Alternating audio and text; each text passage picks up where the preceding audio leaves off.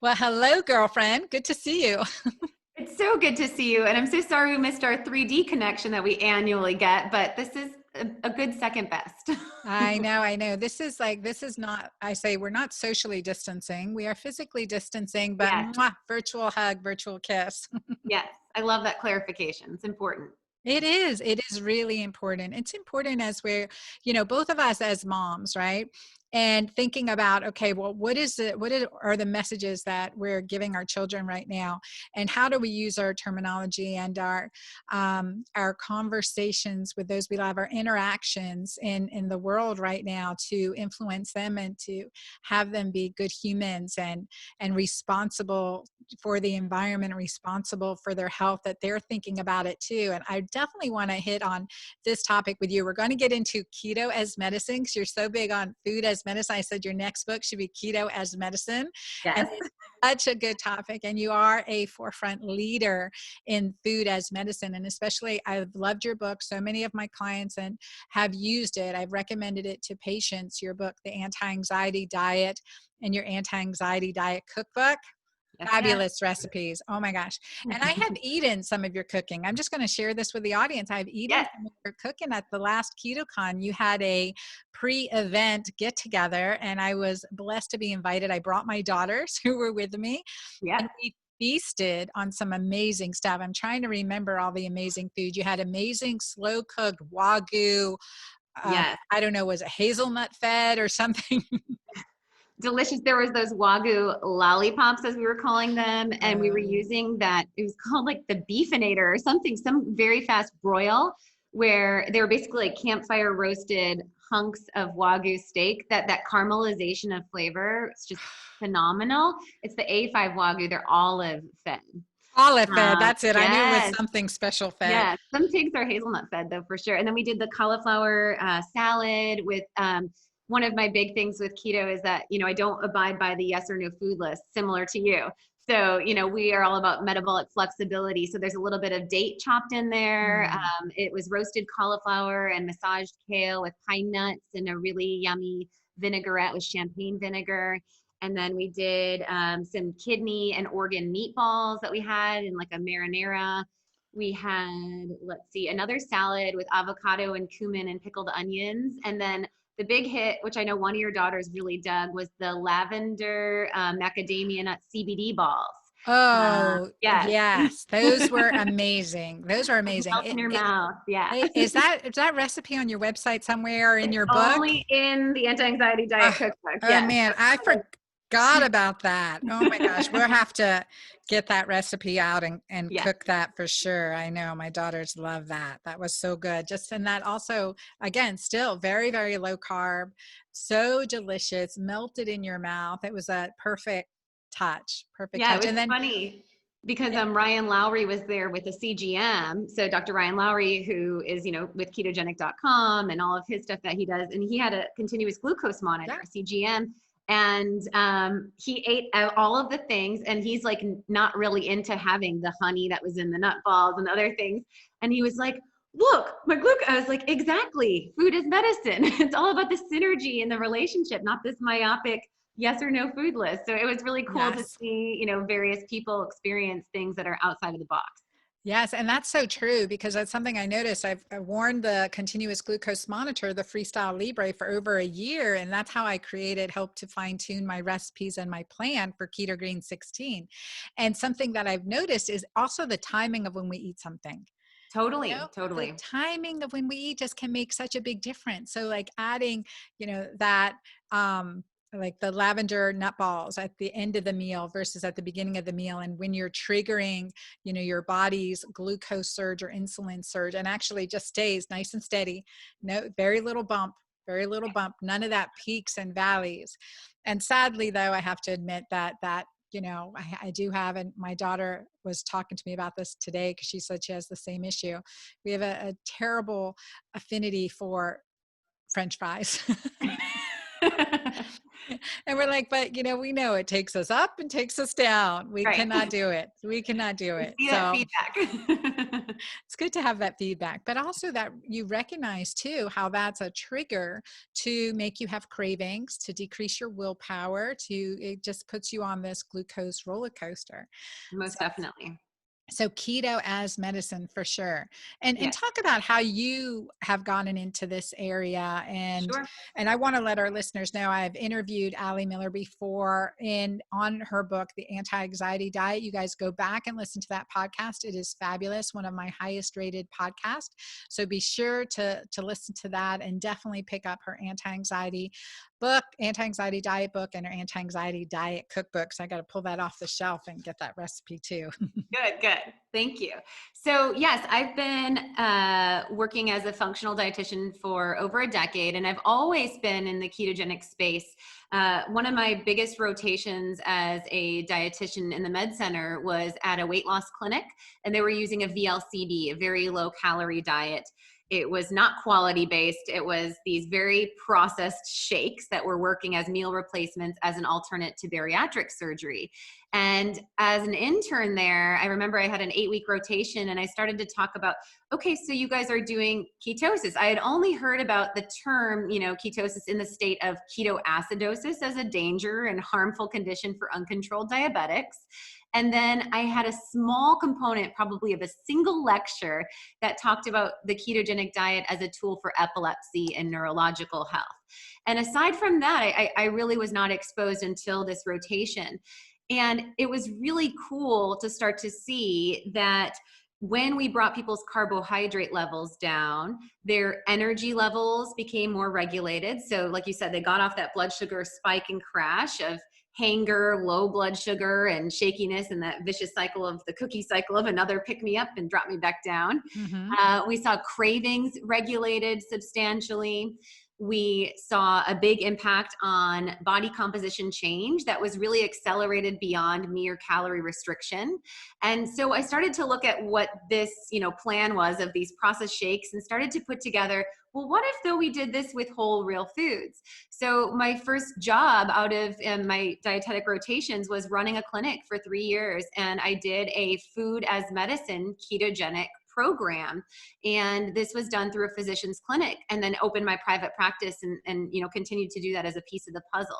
But the interesting thing is, up until my first 5 years of using nutritional ketosis, I really thought of it as a mere tool to accelerate weight loss. And I did acknowledge, some of those other changes like body composition, cravings, and energy.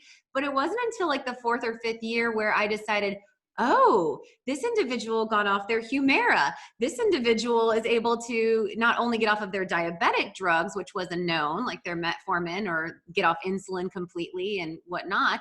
I was starting to see that depression and anxiety was being influenced. I was starting to see these miracle keto babies. And so I really started digging into the biochemistry and what was going on. And one of the really powerful components of ketones, and why I use the ketogenic diet in my anti-anxiety diet protocol, is that ketones cross the blood-brain barrier. And so the similar mechanism of how they reduce epileptic seizures is very similar in the way that they are very calming, very grounding, and they reduce the excitatory stress response for our entire neurological system. And so when ketones cross the blood-brain barrier, we see a reduced output of epinephrine, or that dynamic excitatory neurotransmitter, and we see an enhanced expression of GABA. And GABA is the most powerful neuroinhibitory calm down compound. And so I find that plays a huge role to kind of take blood sugar control to the next level. My first intervention for all ages is blood sugar control and low glycemic. But if I feel like the individual needs a little bit more of a leg up, we tighten up the carbs even further so that we can have the magic of ketones to get things to the next level. And that GABA expression and the reduced oxidative stress in the brain, less inflammatory fuel source, are hand in hand really big components for mental health.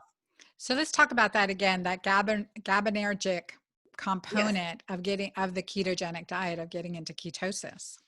Yeah. So, I think that serotonin is thought of as the like star of the show in the world of neurotransmitters as a natural antidepressant and also anti-anxiety or an anxiolytic tool. And I think that it's widely known because it's one of the biggest drug markets, the SSRIs. But the other inhibitory compound in our brain, in our central nervous system, as well as our enteric nervous system or our gut, the second brain of the body, is GABA. And GABA, I think of as more of a physiological responder.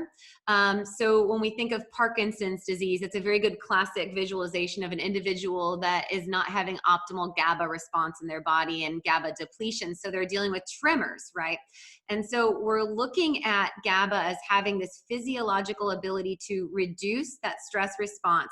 So even the type of shakes that you'd get going on stage or a first date or having a difficult conversation with your partner, that adrenaline surge or stress response that we experience has a lot of physiological impact. It can increase our blood pressure. It can drive, as I said, the shakes or tremors, dryness in the mouth. These are all types of feelings that some of us might now be experiencing just going to the grocery store during pandemic, because we know that there's this palpable anxiety just keying us all up. So when GABA levels are optimized, it kind of releases the steam train valve, if you will, and it allows the body to feel safe again. It regulates, like I mentioned, all of those things. So the tremors start to reduce. We get this peripheral release from tension. We can see blood pressure regulation, and we can see less of the rumination or anticipatory what ifs in the mental space. Yes, yeah, no, and that I always say GABA, just think of the rock group ABBA and think of the musical Mamma Mia and that feeling like, oh, that's GABA. That's how it makes you I like feel. it. That's a good thing. And it helps us get to good restorative night's sleep. It's so Yes. essential for regeneration and repair. So it is Yes. Yes. rejuvenating. Most So definitely. yeah, no, that's a good point. And that ketosis that enables that surge too in GABA. And I think Yeah. that makes a difference. And also how important it is, something that I've written about too, as you well know, that as our hormones decline is estrogen, and really it's more so progesterone. As progesterone and estrogen decline as we hit perimenopause, menopause, our brain's ability to use glucose for fuel, as well as our muscles' ability to use glucose for fuel, diminishes tremendously, but not for ketones. Right. Ketones bypass that mechanism. And that's why not only is it important for us in perimenopause through and postmenopause, but it is mandatory. Hmm. Mandatory. Now, Allie, how often should you stay in ketosis? When do you cycle out? Because both you and I believe in metabolic flexibility. It's nice to Yeah. say that. I just love feasting. Let me be honest. Yeah. So, and I think that's a really good point when we're talking about metabolic flexibility, as far as with that perimenopausal population, less glucose uptake in their peripheral tissue and in their musculature, right? So there is a hindrance to metabolic flexibility as opposed to in a premenopausal state, because we're able to utilize glucose more efficiently, right? Mm. And so metabolic flexibility, I always look at from the individual. How much muscle mass do they have? Because that's going to play a role with their utilization of glucose or their flexibility of their carb threshold. So what's the muscle mass like? What's the activity factor like? I also look at, of course, life cycle and hormone, which will play an impact.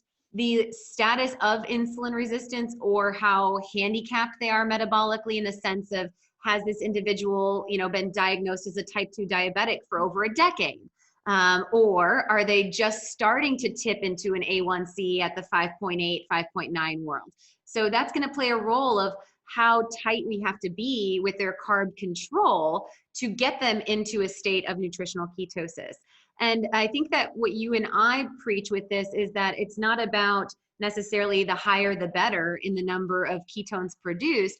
It's just about tapping into this ancestral hybrid capability of using ketones and glucose. And the goal is to really regulate the glucose levels, get off that roller coaster and stay into a very moderate speed bump, or almost, flat, consistent range, and using the ketones as needed for fuel.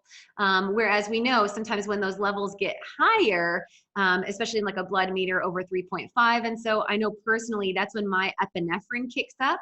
and my leptin levels go down. So I'm in a very different, I'm 35 years old. I had a baby 5 years ago. And, so my metabolic threshold or capacity is going to be very different than a different individual. And we want to take that into account, because since I don't have an extra 30 pounds of body fat to lose, if I was to do super tight, less than 30 grams of total carbs a day, every day, my leptin levels would totally tank. And leptin is a part of the HPA axis. Leptin is this satiety hormone. Mm. And in Greek language, it translates to the word thin. And so leptin plays a huge role with weight loss and satiety, but it docks with the hypothalamus, the part of the brain that is a huge regulatory center of our body temperature, our sleep cycles, our energy cascades, and really appetite regulation and calorie burn. And so for someone that has 30 pounds of weight to lose, they're probably entering in at some level of leptin resistance, Mm-hmm. just as paired with insulin resistance. So tightening up their carb threshold on a tighter wrench, or 50 pounds of weight loss even further, compared to someone who's looking to lose that last 5 pounds or optimize body composition, because that individual is going to be more prone towards leptin deficiency. And then that tells the body it's not safe. It tells the body it's not fed, it's not nourished. And we can see reproductive hormone decline. We can see sleep cycle issues, insomnia, and that chronic stress response. Mm-hmm. And ghrelin goes up, so you're Yes, hungry all the time. yes, yes. So Yeah. that's usually the indicator when leptin is off, is when all of a sudden, like I always say to people, are you getting hungry all of a sudden? I can see your body percent fat is going down. Let's check in on that and let's work some refeeds in. So I focus on carb cycling in that same concept and capacity. So what are we looking to achieve with this? There's a couple possibilities. One is food freedom, which we should all enjoy food. Food should be something that has a celebratory component and a heritage component and a familial, element that's joyful. And I always want to ensure that all of my clients enjoy what they're eating. And a And I'm a wide foodie range, first and foremost. variety, right? And Yes, variety, yes, they say, is the spice of life. So, and it's totally. important for the microbiome, that variety, Yes. Most diversity. definitely. So I'm really always encouraging more carbs than your standard pie chart of a ketogenic diet would be. But with that being said, based on the individual's body composition, I might keep them tighter for longer. And for individuals that have less body fat to lose, I'm going to be more proactive in recommending carb cycling, especially in a woman that is in a premenopausal state, because it's going to help their menstrual cycle regulate. And in my perimenopausal and postmenopausal state, I will help them to follow the moon, because they're not following ovulation and menstruation. Or I'll have them follow their social calendar for the food freedom element. And I generally will recommend 2 to 4 days a month that they would do a blip on their radar of a higher carb intake. So, like with the full moon, in that essence. Yes. So the full moon in theory represents ovulation, and then the new moon would represent the first day of the cycle. So sometimes that's a just easier way for women that have had prior disordered eating, or, feel like they don't want to select based on, that will throw off their diet plan. I'll have them follow the moon. And that tends to be a really harmonious way to balance out their hormone as well. Oh, that's interesting. I never thought about it. So full moon with ovulation, new moon with the first day of your cycle. Yeah. So Like I'll have them. starting with that, Yeah, so they kind of will do their carb up in that like luteal, the moon, right? Lunar luteal phase. And then, they're doing the potential option of a carb cycle on the new moon. But I do recommend for sure those 2 days of full moon. 2 days of full moon. Very, very cool. I'm going to have to pay attention now when Yeah. that is. See where the moon Maybe when you're is. craving those French fries, it's a new moon or a full moon. Always those French fries, Allie. It's always those French fries. Because, after wearing a glucose monitor and continuous glucose monitoring, and you see that spike in value, you're like, oh, no wonder, right? Yeah. No wonder. And so, yeah, it's definitely that addictive. So let's talk about this fine tune keto as medicine, like our whole keto green plan, for the 55-year-old woman who has 50 pounds to lose. Yeah. So for that individual, until they lose that first 15 pounds, maybe 20, I would not recommend carb cycling. I would keep them in tight carb control. I would Ketosis. Yes, in Continual ketosis. ketosis. Continual ketosis, exactly. And some of the elements of my food as medicine, which is very along the lines of the keto green, is 2 to 3 cups of greens per day minimum. And then and that's across the board, regardless of age range and whatnot. But if that individual was postmenopausal and has 50 pounds of weight loss, we want to make sure we support their liver in the weight loss process. Because when we lose body fat, so we'd of course be doing keto and some calorie restriction to support that liberation of body fat, because we want the body to go into its own fat stores as fuel. So we're not looking to fat feed on an aggressive level, which is why I would not follow a pie chart of like a classic keto. I would probably do a more high protein focus of a ketogenic diet for this individual and do that calorie deficit in their fat. So they may be getting, let's say, like 80 to 90 grams of protein a day. They may be getting only 80 to 90 grams of fat, or 70 to 80 grams of fat, because again, I want them dipping in, and then they'd be staying at that like 30-ish grams of carbs. Mm-hmm. And as we're seeing that weight loss tick, we want to ensure that we're supporting the liver in the detox process, because those adipocytes, or those body fat cells, are going to also liberate toxins, which can be endocrine disruptors. These are toxins that have been stored in our body fat to protect our vital organs, kind of keep them away from doing damage in the body. And we see these endocrine disruptors in our plastics, our perfumes, our pesticides, and they disrupt, as endocrine disruptors, all hormones. So sex hormone, thyroid hormone, they can drive insulin resistance as well as neurological concern. So we want to make sure they're getting the sulfur-containing vegetables, leafy greens, and some anti-inflammatory roots, as well as some bile drivers, all in conjunction with their food as medicine plan. They also are going to liberate in their body fat cortisol and estrogen. And so this is where we can get fluctuations in women's hormones during the weight loss process. And so the leafy greens are a big priority, 2 to 3 cups. I would do something like my lemon turmeric shooter, probably, to break the fast. And this is just juicing lemons with turmeric root, or blending it in the blender. And you can do a little bit of cracked pepper, and you take 2 ounces of that, like a little liver shooter. Really great to stimulate bile flow. And so that's going to move in the liver and help with that emulsification, or that gathering of these compounds.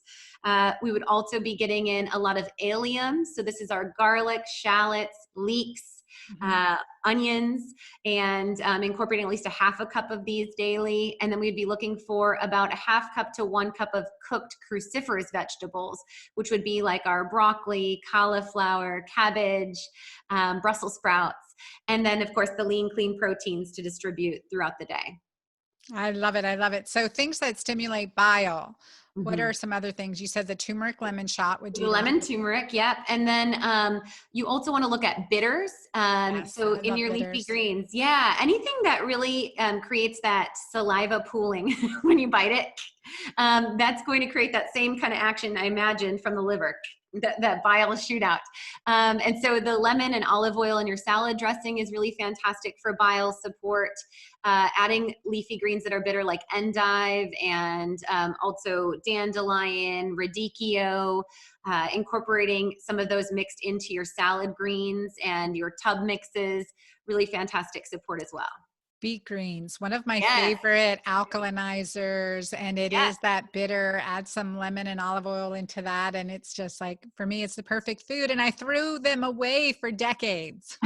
Yeah, right? It's like, oh no. Absolutely. Beet greens are fantastic. And artichoke is another really good one. Artichoke, good for sulfation too, and glutathione production. Yes, yes. So good. And now just there are so many beautiful bitters that are on the market. My friend Magdalena Wajlaki, she has Hormones Balance, and she has a great series of recipes for making your own bitters. I'm like, I'm just having right now, Magdalena sends me some, but Yeah, in the meantime, until I start making my own, but just beautiful, things to make. And we didn't think about it, but that is traditional medicine. That yes, is what our grandparents, great grandparents used very much in their diets, also in drinks and beverages, the medicinal right. drinks. Swizzles and yeah, like is there burdock root in it or what does she have in her bitter blend? I'm not No? sure. I'm Okay, not but a sure. bunch of herbs. Yeah. Bunch of Yeah. herbs. Yeah. A bunch of Yeah. herbal medicines. Well, Yeah. it's interesting now with, my work with anti-anxiety and also stress right now. It's so important to acknowledge that most people are not in a parasympathetic state when they are taking in nourishment. And so, the importance of something like a digestif or a digestive stimulator or bitters is that it does drive that bile flow, but it also, just like that saliva pooling, we have salivary enzymes, we have enzymes, of course, made by the pancreas, and also along the brush border of our intestines. But our digestive enzymes are reduced to about a quarter of what they would be in a parasympathetic state when we're in that sympathetic fight or flight. And unfortunately, so many of us are eating while we're picking up the kids in a carpool, quick bite, or while we're working on a deadline. And we're not taking the place to transition our mental space and even allow the brain to register that this is mealtime.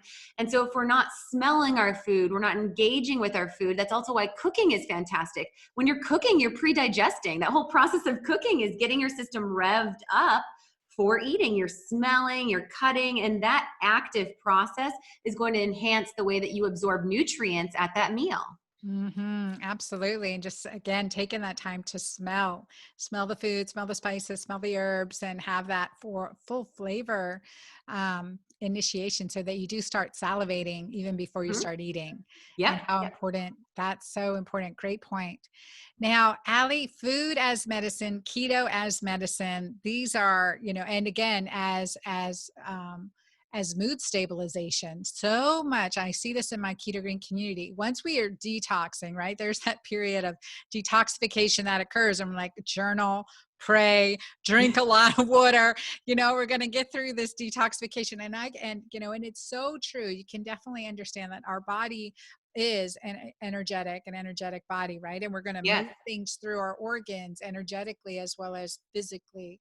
And so we're going to be releasing toxins, moods, emotions, but getting into this steady state of maintaining healthy, steady blood sugar. I mean, that's really, really fabulous. And I want people to, especially if they start using glucose monitoring, not to worry. Like if it's a steady state low, that can be that's very therapeutic. Some people Yes. get concerned when it's under 80. I'm like, don't be concerned. If it's under, I've been in the 40s and, Right. in Yeah. my fasting states. And so it's really not to be afraid. What do you advise on that with that blood sugar, that stabilization of blood sugar? Because it does help with mood. Is there a high and low that you want in that range for continuous glucose monitoring?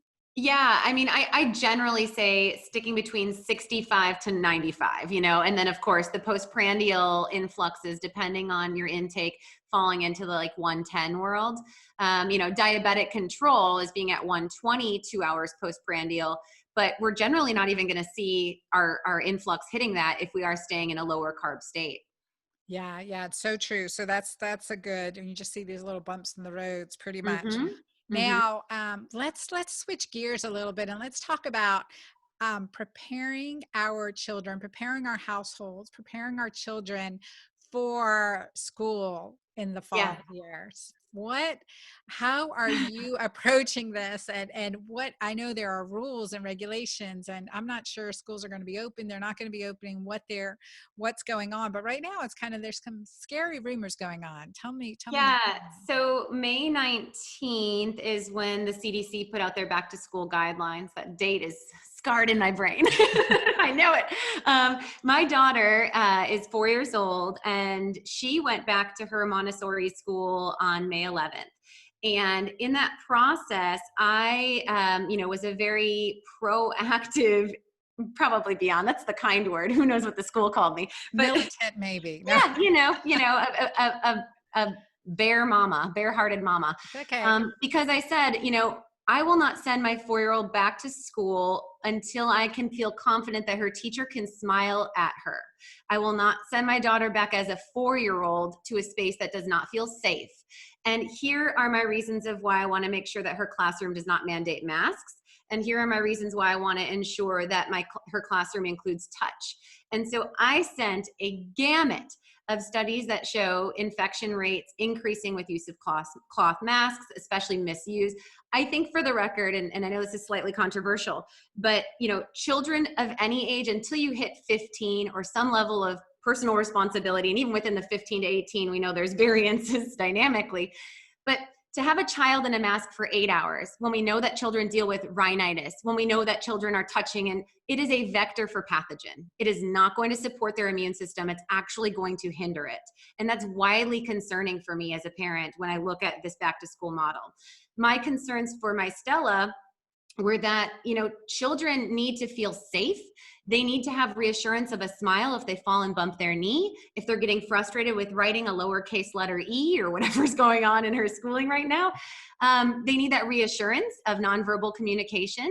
And a smile is one of the most international signs and symbols of connection and that feel-good oxytocin boost that we get as a neurocompound. I was concerned about, how do you have advancements in pathology and language without looking at the way the lips move and the tongue functions in language skills? So, that was another element. And then the big idea of collaboration, which is concerning when we're looking at the models of, there's language in the CDC guidelines saying discourage sharing. There's language like not to be touching, or, so literally to the level of like every kid should have their own crayons. They talked about someone was doing an interview where they were saying, well, each kid could have their own ball at PE. And it's like, I just can't logically wrap my mind around this. And when I look at statistics of cold and flu, and we look at 2017 to 2018, the flu took out 186 children. And we're looking at, as of the first 5 months run of COVID, 26 mortalities in children. And so it's a 7-time variance. And my concern is, if we take all these precautions of putting our children in a bubble, discouraging desks facing one another, having them all one-way facing, one-directional hallways, sanitization of levels that are beyond EPA recommendations without ample filtration system, providing them endocrine disrupting compounds, sterilizing their microbiome. My concern is, how does that goalpost move when we transition into a season that has been known to kill more children? How is that rhetoric going to change? And it's a very significant concern when I look at endocrine health, cancer, and neurological disease, as well as child development. Mm-hmm. Yeah, It's no, a rant. no, keep going, because I couldn't agree more, right? And also hand sanitizers. And we have this kind of healthy understanding that it's destructive to our microbiome. Whereas, there's the movement, like get dirty, get out in nature, go barefoot, get in and in the ocean and the sea and things like this. And we've got to, again, really recognize how pollution, environmental pollutants are affecting us. But what we're doing with this whole concept of hyper disinfection, everywhere you go there are disinfectants, and I think that's a bit alarming for me. And I also wonder too, the cultural changes that are going to result as of this situation. I think about traditional cultures around the world, cultures that wear masks as part of their attire, cultures Sure. that hug instead of handshake, right? Yes. How did Yes. these things come about, right? Like, what is the way that we will now, meet people, acknowledge people? Is it going to be, quite this distancing? Because we know that, giving a hug, and the cultures that give hugs or kisses on each cheek when they greet have a higher level of trust, Yeah. right? Yeah. And so that higher level of trust is peacemaking, Yes. right? And that makes the body, the individual, feel safe. And so it's oxytocin, serotonin, dopamine. All of these neurocompounds are influenced by physical touch. And so the importance of touch is so significant. And I really feel the dynamics of touch within community beyond what just a household can offer, because that otherwise that trust is varied, to only within this space. And then there's that fear component. And a lot of us are in this amygdala lizard brain right now of just fear reaction, fear reaction. And the body, again, back to the concept of my anti-anxiety diet, I truly believe that anxiety is the Achilles heel to wellness. And if we are in this sympathetic survival mode, we will see an onset of chronic health conditions. And that includes immune distress, that includes neurological conditions and so much more. And so in these really vital developmental times, I think it's important that we advocate for sound policy and we really apply critical thinking and we really look at the literature and the research, because why employ something that is known to drive infertility, neurotoxicity, and diabetes, as far as if we're talking about propylene glycol, or we're talking about the ammonia quadrant, Alcohol. right? Yeah. That's used in these compounds that we're using in defoggers that are spraying things in these parts per million particles. So we have known data that these are harmful. There's evidence-based literature. There's controlled randomized studies on these compounds. And then there's the unknown of, is this going to help reduce a pandemic? So why employ something that is a known hazard for a possibility? And we're still on the air about whether an asymptomatic carrier can truly drive infection. Right, right. And I think that's a really important part too. And the things that are being implemented, like our beaches were closed and pools closed and hiking trails closed. And like, wait, what's the data behind those recommendations? And there's no good data. Yeah. I'm not aware of any, Allie. Are you? Like None. And then, exposure outside and transmitting COVID in that right. way? Or, In fact, it should be health supporting, because being outside makes us more parasympathetic. Again, just seeing the rhythm of sunshine and the wind through the leaves and hearing birds chirp, that was something that was very grounding to me through this whole time of unknowns, was just hearing that every day the birds acted like nothing was going on. Mhm. And just having that reassurance of the birds chirping outside and it still being spring and the seasonal stuff still happening, that was a constant that I could rely on that could help to keep me balanced when all the talking heads and the other sounds and the high stimulus of blue light and screen time was in an upregulated state. To have that grounding, to actually have your feet on the earth, to be able to see again the sun and the moon and have that wide scope impact beyond vitamin D from the sun is very therapeutic for immune health and for whole body and mental health. Yeah, lowering cortisol, increasing dopamine, increasing serotonin. It's so much more, right? I agree completely. So I would tell you on a personal, and we'll play this day by day as things go, but I'm keeping my daughter out of school. I'm homeschooling her and doing an online homeschool curriculum. And we've got some travel to do we have horses. We'll be in your state in Texas for a little bit. Horses don't know that anything's going on, so I'm glad about Right. that. And so she'll have that interaction, that social interaction. She'll have her, discipline study, because I don't want that fear-based model. I don't want her to be worried that, oh my gosh, did I give this? Did I make someone sick? Or is that person going to make me sick? Or what about my teacher? I can't hug them. I can't, I'm like, I'm pulling you out of that equation, and Yeah, we'll do a non-traditional online schooling, which I think most people are going to end up, at I least there's know. going to be a time next year that the schools are going to be closed again. And I'm worried about that because it didn't work out so well this Yeah, round, yeah. not with me during book launch trying to homeschool. I didn't. I know my husband and I, if we have to pretend kitty one more time, be a kitty with me. Like I that 3-year-old imagination is just not the same as peer play. It's like, I no. cannot do this. Oh my God. I so appreciate and love my daughter's teachers. I am telling you, and the teachers out there, every teacher that's listening, educator, God bless you. I mean, seriously, you are amazing. Yeah, And it is a calling and it is a gifting.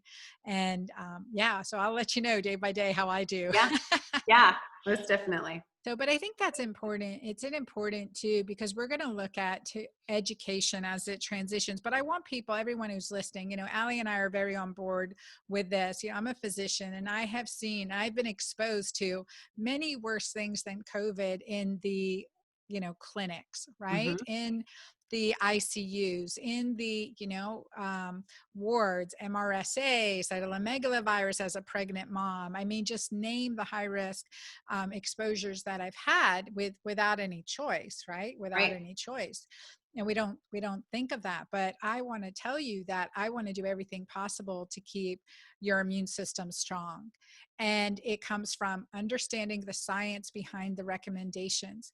And as long as we are following the real science beyond the recommendations and creating a strong fortification system, fortified defense system, fortified immune system to support us, and we're going to fare very much better than anyone who's not. So Yeah. what is our one next right step? And then just your next right step and your next right step. Follow the science, not the fear. Yes, yes. And I think that's one of the biggest disservices and frustrations is that we are putting out headlines like, we don't know why the elderly are dying at a higher mortality. And That's it's not like, true. there's We do know. sarcopenia, there's vitamin D deficiency, there's insulin resistance, there's malnourishment because they've been on PPIs for 3 decades.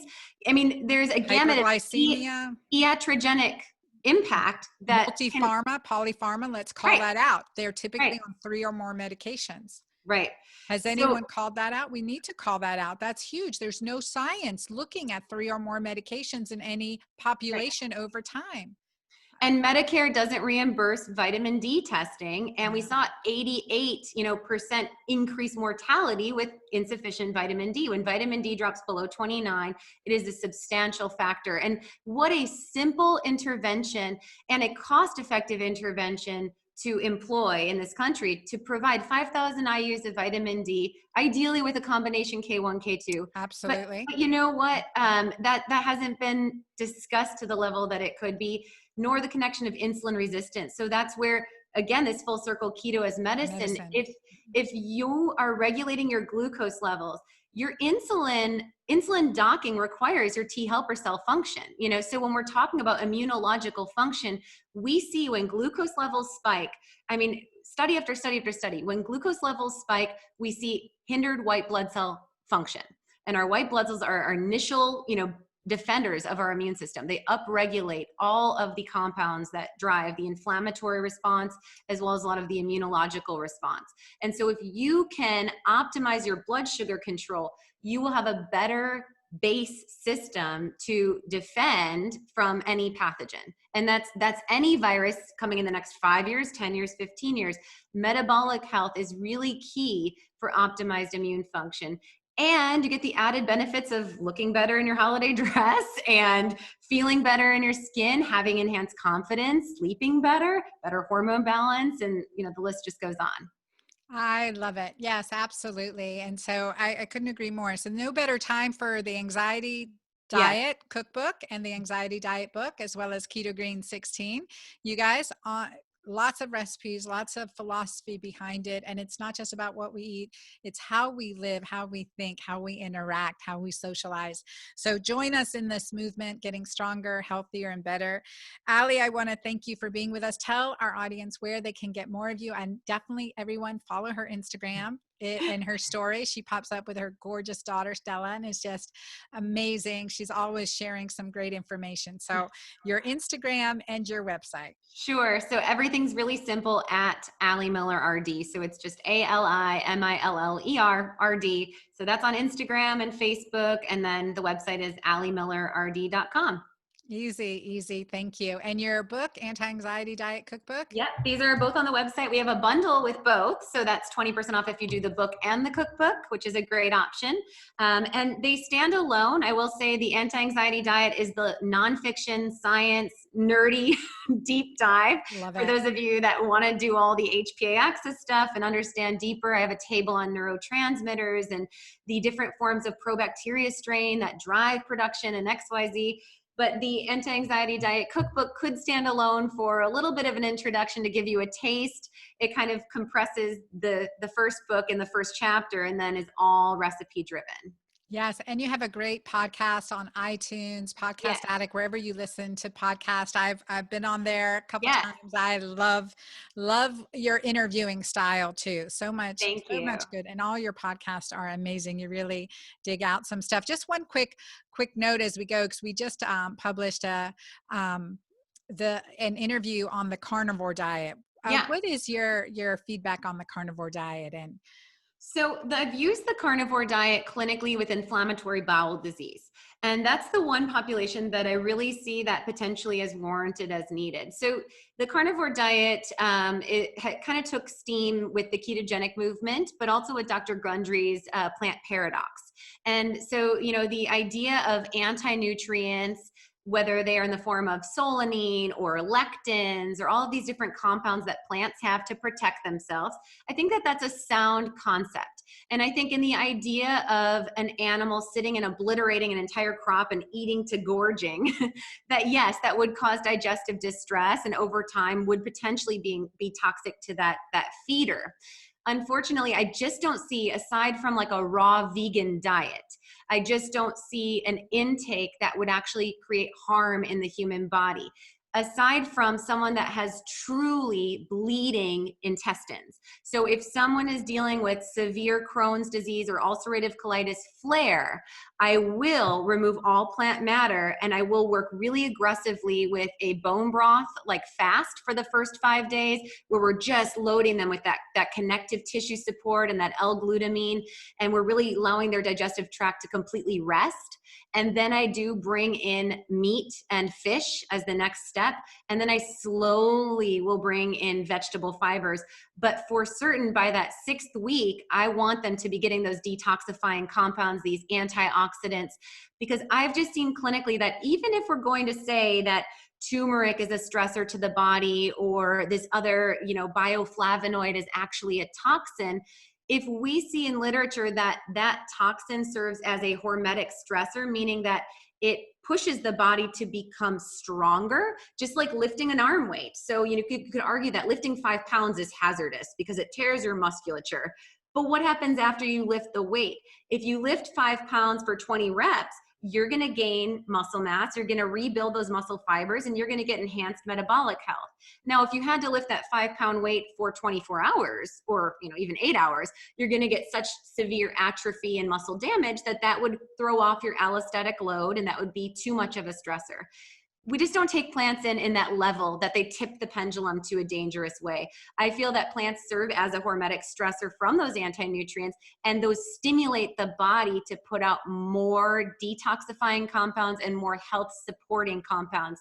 And namely, one of the big ones that I would highlight with this timestamp of pandemic is glutathione.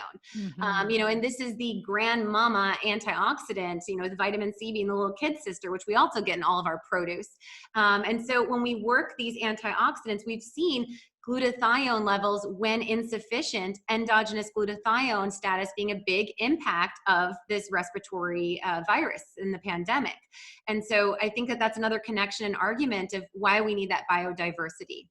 I agree. Biodiversity, again, that diversity, we don't villainize I don't villainize any food source.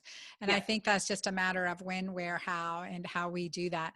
It really does remind me of, being an obstetrician and delivering babies. And it baffled me. I asked the nurses, why does this, like, it just seems like these cocaine moms have these babies that are amazing, 10 out of 10 APGAR scores. And they said, absolutely. They've been so stressed in utero. They're like, they're just thriving. It's amazing. And Wow. yet some of like the yoga moms and they really just did everything right. The babies would be like 7, 9. Yeah. Yeah. And I was like, what is going on? But that stress, and that is not good. That's not a good Right. stress. Don't have cocaine if you're pregnant.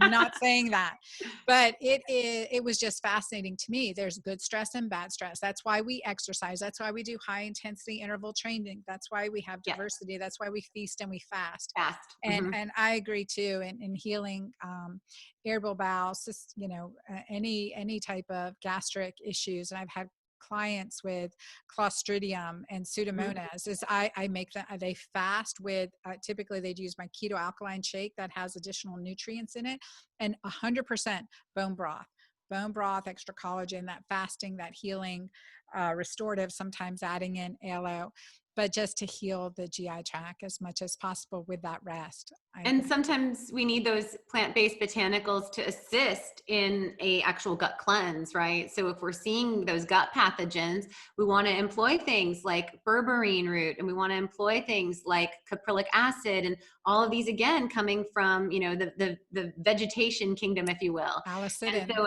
I think it's really important as well when we're looking at why you don't tolerate vegetables.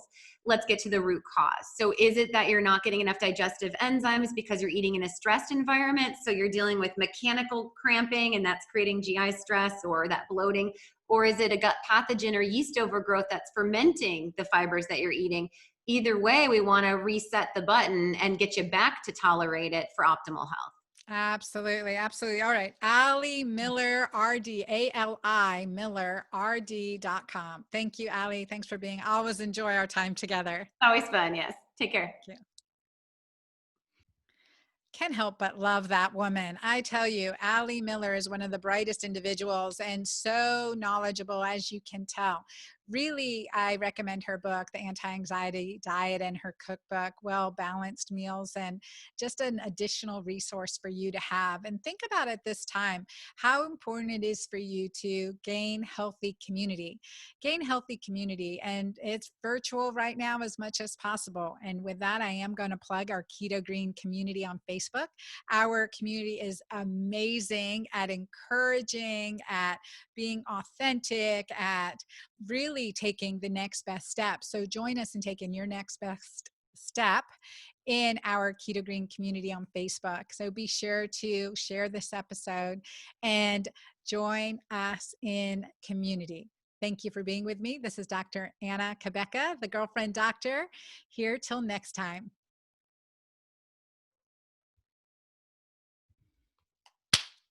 Intro for the Girlfriend Doctor. Welcome back to the Girlfriend Doctor podcast. I am thrilled to be here and talk about food as medicine. Food as medicine to treat anxiety, food as medicine to treat diabetes, food as medicine to improve our immune system, and keto as medicine. I am here today with a keto expert, Ali Miller. She's been on my podcast before. Be sure to check out that episode and join us in this episode as we talk about keto as medicine and moving from fear to freedom, and how there are important modifications we can make regardless of the season that we're in that will really support us and those we love. Ali's a mom of a 4-year-old. You know, my youngest is 12. So we've had a great mom discussion in here too that I know you'll enjoy and want to share. So let me introduce you to Ali Miller. She is a registered dietitian with a contagious passion for developing clinical protocols and programs using nutrients and food as the foundation of treatment. Her food as medicine philosophy is supported by up-to-date scientific research for a functional approach to healing the body. Ali is a renowned expert in the ketogenic diet with over a decade of clinical results using a unique whole foods approach tailored to support thyroid, adrenal, and hormonal balance. She is the author of best-selling books, The Anti-Anxiety Diet and The Anti-Anxiety Diet Cookbook, and also has a amazing podcast called Naturally Nourished.